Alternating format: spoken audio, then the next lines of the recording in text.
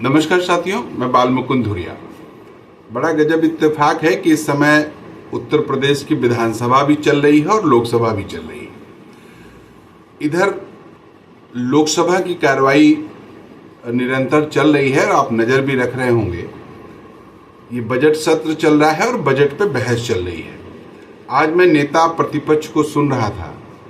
हालांकि 2 दिन से मैंने विपक्ष के कई नेताओं को सुना, धर्मेंद्र यादव जी से लेके कुमारी शैलजा जी से लेके डिम्पल यादव जी तक को, और तरह तरह अभिषेक बनर्जी जी को, तमाम नेताओं को सुना और अच्छा लगा कि किस तरह से राज्य दर राज्य लोग पॉलिटिक्स को अपने तरीके से कर रहे हैं, समझ रहे हैं और पार्लियामेंट के भीतर सरकार के हर गलत फैसले पे उंगली उठा रहे हैं और उसको करेक्ट करने के दिशा में अपनी महत्वपूर्ण राय दे रहे हैं। बड़ा अच्छा लगा।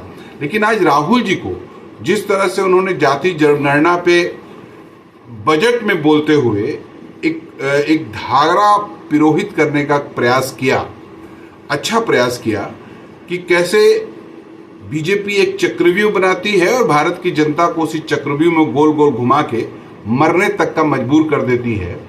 और कई प्रसंगों से उसको उठाते हुए वो जहाँ तक ले गए बात को कि कुछ लोग मिलके बजट बनाते हैं और कुछ लोगों के लिए बजट बनाते हैं। उस बजट में देश का 75-80% हिस्सा नहीं होता है, जिसमें दलित, बैकवर्ड, मोस्ट बैकवर्ड, माइनॉरिटीज़ और गरीब फॉरवर्ड का हिस्सा, उस बजट से उसको कोई लेना देना नहीं है, उसके ऊपर भार ही पड़ता है, उसको वहाँ से कुछ मिलता नहीं है।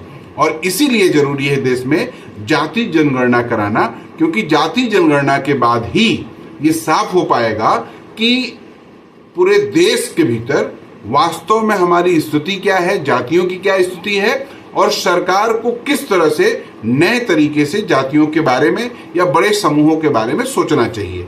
ये बात इतनी महत्वपूर्ण तरीके से राहुल गांधी जी ने आज उठाई कि मज़ा आ गया। और जिस तरह से हम लोग आम बोलचाल के भाषा में लोग बतियाते हैं कि सरकारें पूंजीपतियों के लिए काम करती हैं, तो A और A+2 अडानी अंबानी को इस तरह से संबोधित करने का राहुल गांधी जी ने एक टैक्टिस लिया। चूंकि ओम बिरला जी जो स्पीकर हैं या बीजेपी, आप जानते हैं कि सदन में अडानी अंबानी का नाम लेते ही बिफर पड़ती है, उस पर किरण रिजिजू जी को खड़ा होना पड़ा, राजनाथ सिंह जी भी बाद में बोले। लेकिन कुल मिला के राहुल गांधी जी ने जिस तरह से इस फेम को स्टैब्लिश किया कि देश सबका है और कुछ लोग देश को चला रहे हैं, खा रहे हैं, लूट रहे हैं, बर्बाद कर रहे हैं, ये कंसेप्ट जो निकल के आया, ये आम जनमानस का कंसेप्ट है, ये आम लोगों का कंसेप्ट है कि सरकार केवल रिच लोगों की चल रही है। भाषा में अभी और पारंगता लानी है राहुल जी को, चीज़ों को समेटने में, चीज़ों को बांधने में अभी और मशक्कत करनी है, लेकिन फिर भी जो मेहनत उन्होंने किया वो काबिले तारीफ है। आप जरा सुने। देश में, स्पीकर सर, देश में अब ये कौन कर रहा है? तकरीबन 73% दलित, आदिवासी और पिछड़े वर्ग के लोग हैं। और ये हिंदुस्तान की मेन शक्ति है, स्ट्रेंथ है। और सच्चाई है कि इनको कहीं भी जगह नहीं मिलती है। इनको बिजनेस में जगह नहीं मिलती है, इनको कॉर्पोरेट इंडिया में जगह नहीं मिलती है, इनको सरकारों में जगह नहीं मिलती है। ये देखिए सर, प्लीज ये देखिए सर, ये फोटो देखिए। एक मिनट प्रतिपक्ष, एक मिनट। मैंने पहले भी आपसे अपेक्षा की थी, अब आप प्रतिपक्ष के नेता हैं, संवैधानिक दायित्वों पर है। क्या सर? ओके, एक और मैं फोटो दिखा रहा हूं, एक फोटो दिखा रहा हूं। एक मिनट, आपने टीवी ऑफ कर दिया सर? नो टीवी कोई ऑफ नहीं है। वो देखिए सर, ऑफ हो गया। मेरा फोटो दिखा, कोई नहीं ऑफ था सर। ऑफ है सर? नो सर दिखाइए सर, एक ऑफ है सर। नो, आप टीवी ऑफ कर लेते हो? प्लीज आप बैठिए, एक बात सुनिए। ओके सर, नहीं आप अपोलोजाइज सर। नहीं, नो अपोलाइज, मैं आपको अपोलाइज के लिए नहीं कह रहा। आप प्रतिपक्ष के नेता है तो मेरी ये अपेक्षा रहती है कि सर ये देखिए सर, बंद होगी। आप सदन की मर्यादा को रखें।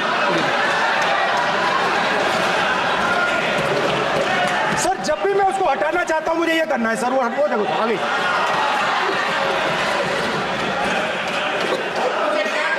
क्या डर रहे हैं सर फोटो से? शिव जी के फोटो से डरते हैं सर, इस फोटो से डरते हैं अभी। पोस्टर नहीं आने दूंगा, गलत तरीका है ये, नहीं आने देंगे, पोस्टर नहीं लेने देंगे सदन में सर। फोटो गलत तरीका है सर।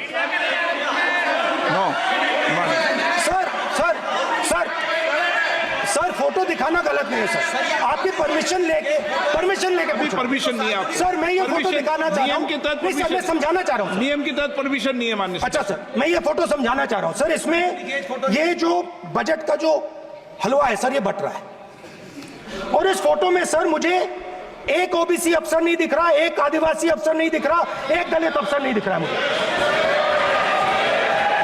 ये हो क्या रहा है सर? सर देश का हलवा बट रहा है सर, और इसमें 73% का एक है ही नहीं सर। ये आप लोग हलवा खा रहे हो और बाकी देश को हलवा मिल ही नहीं रहा है। ठीक है सर, 20 अफसरों ने बजट को तैयार किया, हमने पता लगाया है। 20 अफसर, शांत हो जाइए प्लीज सर। 20 अफसरों ने, उनके नाम मेरे पास है, अगर आप नाम चाहते मैं दे दूंगा। 20 अफसरों ने हिंदुस्तान का बजट तैयार किया है, मतलब हिंदुस्तान का जो हलवा है 20 लोगों ने बांटने का काम किया है। अब स्पीकर सर, उन 20 लोगों में से 90% लोगों में से 90% लोगों में से सिर्फ 2 हैं, एक माइनॉरिटी और एक ओबीसी, और इस फोटो में एक भी नहीं है। मतलब फोटो में आपने पीछे कर दिया, फोटो में तो आने नहीं दिया आपने, कोई नहीं आ सकता। और मैं चाहता था कि बजट में जाति जनगणना की बात उठे, जो पूरा देश चाहता है। 90% हिंदुस्तान जाति, 95% जाति जनगणना चाहता है। कौन चाहते हैं? दलित चाहते हैं, आदिवासी चाहते हैं, पिछड़ा वर्ग चाहता है, गरीब जनरल कास्ट के लोग चाहते हैं, माइनॉरिटी चाहते हैं, सब चाहते हैं, क्योंकि सब लोगों को यह पता लगाना है कि हमारी भागीदारी कितनी है, हमारी हिस्सेदारी कितनी है। मगर सर मैं देख रहा हूं सर, सरकार हलवा बांटती जाती है, और बांटता कौन है? वही 2-3% लोग, और बंटता किसको है? वही 2-3% लोग, और बाकी हिंदुस्तान 90% हिंदुस्तान देख। फाइनेंस मिनिस्टर मुस्कुरा रही हैं, कमाल की बात है। ये हंसने की चीज नहीं है मैडम, ये हंसने की बात नहीं है, ये जाति जनगणना है, ये जाति जनगणना है, इससे देश बदल जाएगा।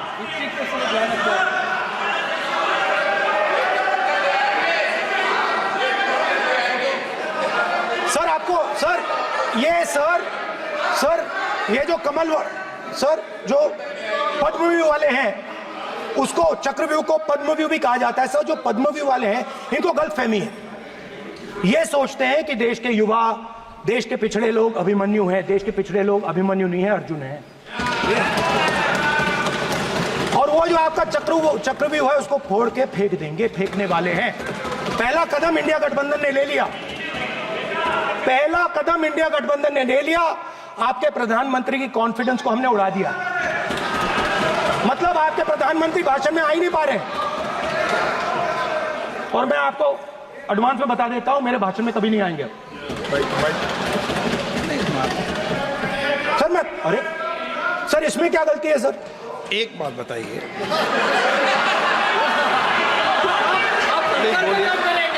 सर तो जो पद्मव्यूह वाले लोग हैं सर, जो कमल फॉर्मेशन वाले लोग हैं, उनको हिंदुस्तान का नेचर नहीं समझ आया। हिंसा, नफरत हिंदुस्तान का नेचर नहीं है, चक्रव्यूह हिंदुस्तान का नेचर नहीं है। हिंदुस्तान का नेचर अलग है। हिंदुस्तान के नेचर के बारे में अब मैं आपको बनाना चाहता हूं। हर धर्म में चक्रव्यूह के खिलाफ फॉर्मेशन होता है, हर धर्म में। माननीय सदस्य, आप जानते हो हिंदू धर्म में चक्रव्यूह का ऑपोजिट क्या होता है, जानते हो आप चेयर को एड्रेस। मैं बताता हूं सर। शिव की बारात होती है सर, शिव की बारात में कोई भी आ सकता है, किसी भी धर्म का कोई भी व्यक्ति आ सकता है। बारात में आ सकता है, नाच सकता है, गा सकता है, अपना सपना देख सकता है।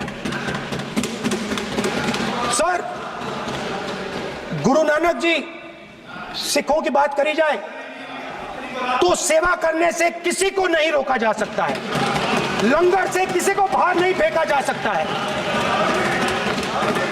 सर, इस्लाम में कोई भी मस्जिद में आ सकता है, चर्च में कोई भी घुस सकता है, संघा में कोई भी आ सकता है सर, मगर इनके चक्रव्यूह में सिर्फ 6 लोग हैं सर। तो ये लड़ाई शिव की बारात और चक्रव्यूह के बीच में है। हम चक्रव्यूह तोड़ते हैं, हम चक्रव्यूह तोड़ने का काम करते हैं। मनरेगा, हरी क्रांति, आजादी, कॉन्स्टिट्यूशन, ये चक्रव्यूह को तोड़ने के काम हैं। इससे देश में खुशी आती है, डर मिटता है, कॉन्फिडेंस आती है। आप पद्मव्यूह चक्रव्यूह बनाने का काम करते हो। चक्रव्यूह शिव की बारात को हरा ही नहीं सकता है। आप अपने इतिहास को देखिए, आप अपने आप को हिंदू कहते हो, आप हिंदू कहते हो, आप हिंदू धर्म को समझते नहीं हो।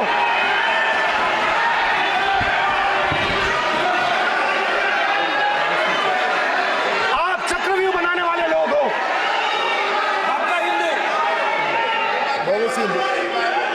बोगस। स्पीकर सर, तो अंत में मैं ये कहना चाहता हूं, अब शांत हो जाए, खत्म कर रहा हूं सर, घबराइए मत, डरो मत।